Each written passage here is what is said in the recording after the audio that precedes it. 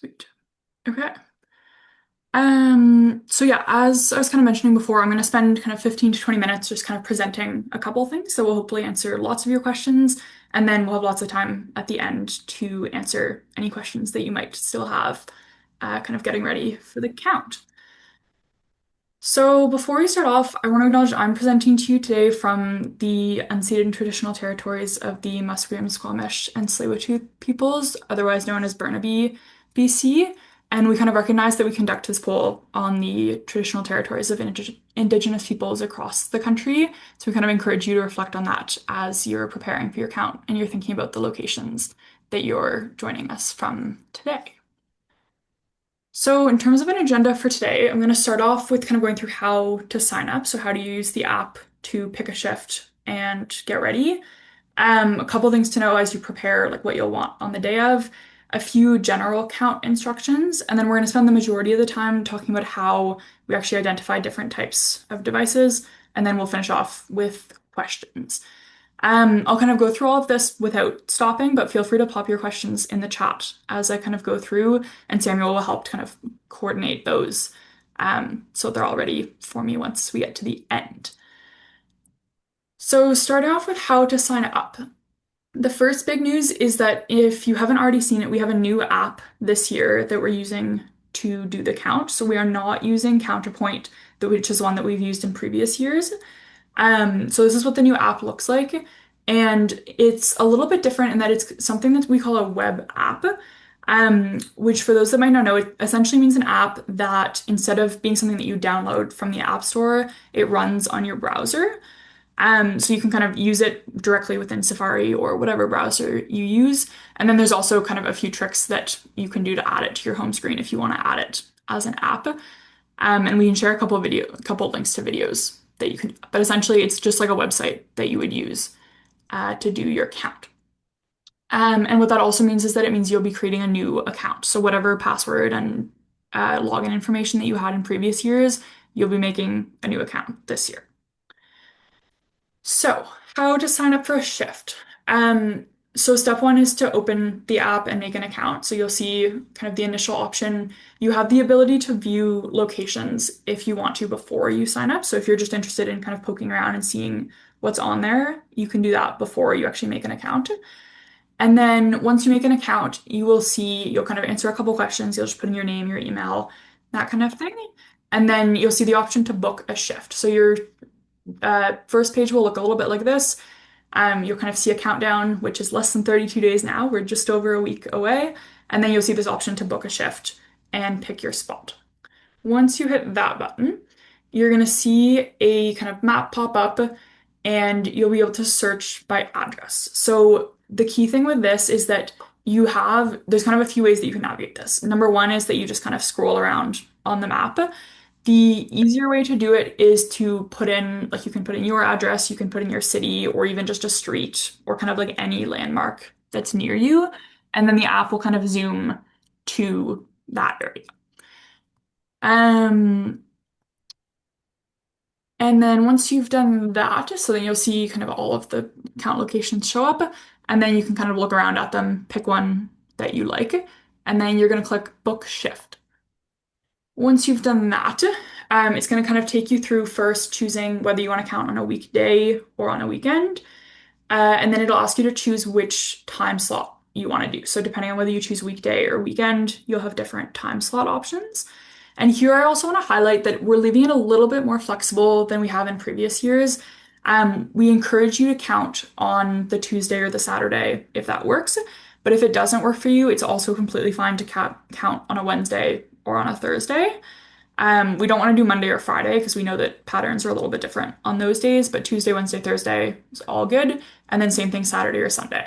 So you choose which time you want, and then you're going to click confirm to finalize it. If you're looking at a location, you may sometimes see that some of them will be grayed out. That's because somebody else has chosen that location. So it'll show up kind of as gray instead of this white, and it'll show as taken, but it'll also kind of offer you other locations that are nearby so you can go and see if there's a particular time slot that you want to do. Once you've confirmed, you'll kind of get this confirmation screen. And then if you want to, you can also click on any of these links to add it into your calendar. So it integrates with either Google or Outlook or iOS, whatever calendar you use, and then it'll kind of pop up in your calendar. So if that helps you to remember and stay organized, you're welcome to do that. And then you should also get an email confirmation just telling you what shift you've signed up for and where. Um, so yeah, that's kind of the overview of the app. Um, the last kind of thing I'll mention in terms of how to sign up is once you've signed up, we encourage you to kind of share that with like whether it's on social media, tell a friend, forward our emails, all of that. The more accounts that we have, the better the data. And the way I've kind of been thinking about it as is, we have close to 250 volunteers signed up so far. And if all of those people sent it to just one more person, that really kind of grows the number of people that we're able to get involved. Um, so yeah, we have like lots of you have seen our social media or emails coming out. And then if you're someone that's involved in like an organization, whether it's a cycling advocacy organization or anything else that has a little bit more capacity to kind of post materials or share in newsletters and that kind of thing, is we also have a folder of promotional materials that we can share with you as well. So, getting into preparing for the count, this is not too complicated. There's a couple resources in the app, and then also lots that are on the website if you're not using the app. Um, but you can look at the help and tutorials page. It answers a lot of the kind of frequently asked questions. And then we also have this option to do a practice count. So this, like, it won't be connected, like, it won't save the data. It won't be connected to the shift that you've signed up for, but you can kind of open it up and just see kind of what it looks like. If you want to go out and practice, you can do that, or you can just do it at home and just kind of see like how the buttons work and what the app looks like. And then kind of on your count day, charge your device. Um, Double check that you know where you're going. And then a couple things that we suggest bringing. One is just a chair. It depends on the location. Like lots of locations, they might have a bench or somewhere else that you can sit, or if you have a camping chair or something else, a picnic blanket, whatever you want, so that you're comfortable.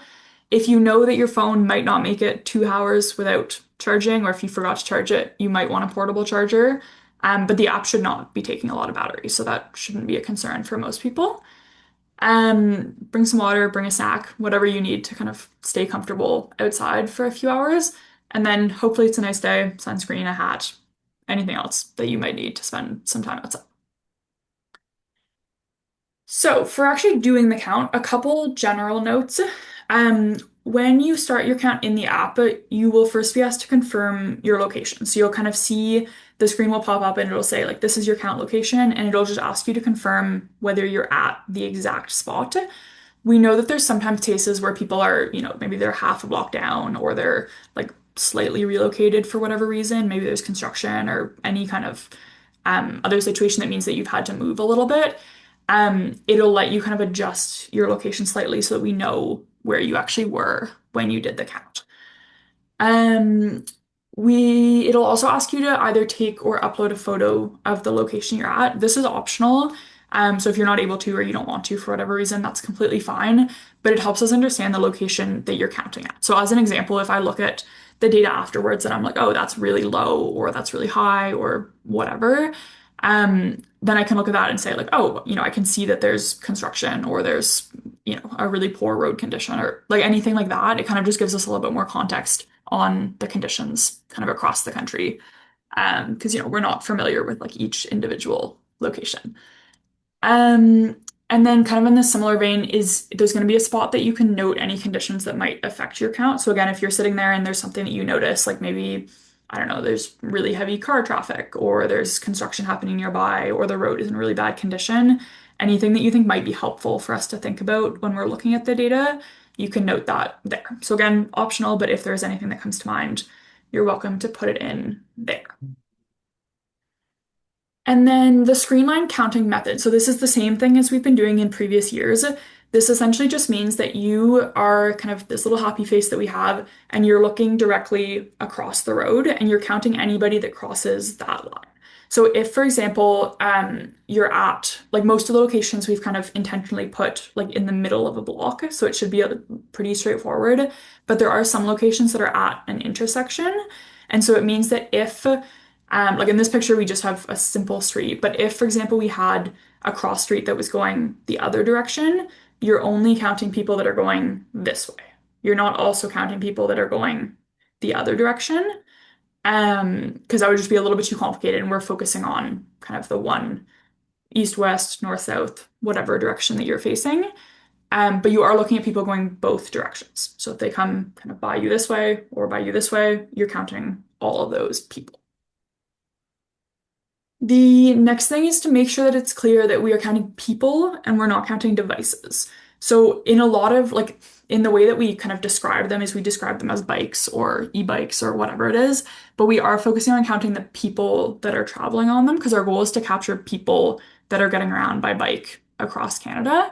So as an example, if you see a cargo bike that has, like in this picture, we have one person pedaling and then we have the two kids who are on the back, this we would be counting as three cargo bikes. Okay, so you would hit the cargo bike button 3 times to capture that there's 3 people that are traveling on a cargo bike.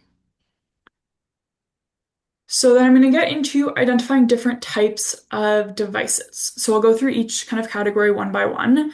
One thing I want to emphasize here before I get into it is that we know that there's going to be some degree of uncertainty because with the growth of different types of micromobility devices, there are lots that kind of blur the line, right? They might look like an e-bike, but they're actually a bike. They might look like an e-moto, but they're actually an e-bike. There's a lot that, they might be kind of on the line. So we've done our best to be super clear about it, but again, our expectation is just that you make your best kind of judgment based on what you see. And this is kind of one of those reasons that, we're kind of advocating for a little bit more regulation to make sure that these devices are safe for everyone. And we're just trying to capture data that is as accurate as possible. So, whoops. So category number one is the traditional bike. So here we're looking at traditional human-powered bicycles. This includes tricycles, balance bikes, tandem bicycles, any other kind of variation of a traditional bike. And we have a document that is up on the website now. There's a link, and I think Samuel can put it in the chat as well. That kind of goes through, like it includes all of what I'm about to show you, so you can refer back to it. But yeah, again, a traditional bike that is human powered. And that would include, like anyone that's using an adaptable bike or a child on a balance bike, people in trailers. Like this picture, we would count as 1, 2, 3, because that's 3 people that are traveling on a traditional bike. And then for e-bikes, here we're looking at electric assist bicycles, whether or not they are pedal or throttle. So there's some e-bikes where you have to pedal in order for the motor to engage. And then there's others where you can just use a throttle and you don't necessarily have to pedal. We're counting those together because they look identical. So some of these pictures that I have here, some of them are throttle and some of them are pedal. And as you can tell, it's pretty much impossible to tell the difference. And they're generally designed to go at the same speed. So we're counting them all together. The key things to look for here is that often you're going to see either a visible battery. So you'll see, like in this one, for example, you can see that there's a clear battery on top, or this one down here is another example. Or for the ones where the battery is integrated, is you'll see kind of a bigger frame. So this is a good example of that, is like this front kind of frame is a little bit wider because it has the space for the battery inside. Um, the other place so just to put them a little bit bigger, so this is the integrated one again with the bigger frame. This one has the battery that's attached, and this one, like the battery can come off the bike. And then the other place that you'll see them, these aren't super common, but they do exist, is that you'll see them kind of under the back, like a rack on the back of the bike. So you're just keeping an eye out for a battery wherever you see it. The next category is looking at shared bikes. So again, these don't exist in all of the cities that we're counting in, but for those that do, we'll be counting those. And here the main thing is to look for is kind of that like shared system branding. So whether it's like here in Vancouver, we have the Mobi by Rogers system. In Montreal, they have Bixi, and then there's Neuron Lime. There's a couple others that are kind of across the country. So you'll probably be familiar with these if they do exist in your community. And if they don't, then you just won't count any shared bike. And then for cargo bikes, so this is another kind of one of those newer types of bikes that we've been seeing a lot of recently, is we're looking at bikes that are designed for carrying cargo. So we're kind of defining that as they have a built-in box, basket, or some kind of larger platform that is designed to carry, large packages, children, people, etc. And that includes both kind of cargo bikes that are being used for personal use, or in some cities, we're seeing cargo delivery bikes. Like here in Vancouver, I've been seeing people that are doing delivery, like Canada Post and other um, kind of delivery companies that are doing deliveries using cargo bikes. So you'll count all of those as cargo bikes. And that includes whether they're kind of a regular cargo bike or an electric cargo bike. We'll count them all together because they're often really difficult to distinguish between. So there's a couple examples again here. Like some you'll see this first one has a long platform at the back. Same thing with this one and this one. This one has like a slightly shorter platform at the back, but still longer than a traditional bike. And then it also has kind of a bigger basket at the front. And then you'll see some that have a big kind of basket. Some come with covers, like this is a rain cover, um, that, yeah, can just kind of hold more material, more stuff, more people. The next one is a stand-up e-scooter. So again, this one is fairly straightforward. You're not often going to see a physical battery the same way that you will for an e-bike, but the key kind of thing to look out for here is whether the person is kind of propelling it themselves. Like you'll often see like children that use kick scooters. Um, you'll see them kind of pushing off with their foot in order to move. With the e-scooters, you're just going to see that someone is standing on it and they're moving without kind of putting in any physical effort themselves. So that's the big thing to look for there. And then we have shared e-scooters. So with this one, again, we're looking for the shared system. So there's Lime, there's Neuron, there's Bird, and I think there's probably some other ones out there. But again, you're looking for that kind of branding. They're often very brightly colored. You'll kind of recognize these if you've seen them around your city. But anything that comes from a shared system is being counted as a shared e-scooter. We then have this category that we're just kind of calling other electric micromobility. This is kind of the open-ended one for any of the more unique devices that don't fall into any of the other categories. So some of the things that we're expecting might come in here are like this one on the top right is an electric unicycle. You might see an electric skateboard, a Segway, a hoverboard, or this thing on the top is called a one wheel. And so you'll see people kind of standing, like this kind of comes down and there's a little platform for people to stand on. And any of those kind of small, unique devices will be counted here. And anything that you see that you're not sure where it goes, it can go in here. We then have the e-moto category. So here we're looking at electric mopeds, electric motorcycles, and electric dirt bikes that are more powerful and faster than electric bicycles. And our key distinguishing factors here are to look for whether it looks like a bike at all, or if it looks more like a motorcycle, and whether it has operable pedals. So pedals that actually work and actually propel the bike. You may see some that have pedals, like this one as an example. It's a little bit hard to see in the picture because of the color. It does actually have pedals, but they don't work. They don't actually, like someone riding this bike or this e-moto is not actually pedaling to propel themselves, but you're looking for those bigger, heavier things that are going to be going faster, and they're just kind of a little bit bulkier, heavier than an actual e-bike. Um, and I also want to highlight that this category does not include like a regular motorcycle that you see, anything gas powered, and anything with a registered license plate. So it has like if it's registered and it has a like identifier on the back, that is not being counted as part of pedal pool. And then the final category, we're looking at pedestrians. So this is again the same as what we counted in previous years in terms of what's included, but this is like people that are on foot using a mobility device or using a small manual device. So if they're on a skateboard, they're rollerblading, or they're using a kick scooter where they're actually kicking to move, all of those would kind of fall under pedestrian. And then the last thing to go through is just after the count, we encourage you to share, if you're on social media, share it, use the hashtags to share maybe a picture of yourself doing it. And at the end, when you submit your count, you'll get a little screen that says, I counted this many bikes, this many e-bikes. And it's really good to share those and just kind of help get the word out, tell people what you're seeing in your community, and kind of encourage them to maybe get out for a shift later that week as well and to keep an eye out for the data. If you count it on paper, you can email your worksheets to me. And then, yeah, just stay tuned for the results that will come out a little bit later this summer. So yeah, and a big thank you to everyone for volunteering. We really could not do it without kind of having these volunteers in all of our communities across the country. And yeah, happy to take any questions now. So I'll stop sharing and I'll stop the recording as well.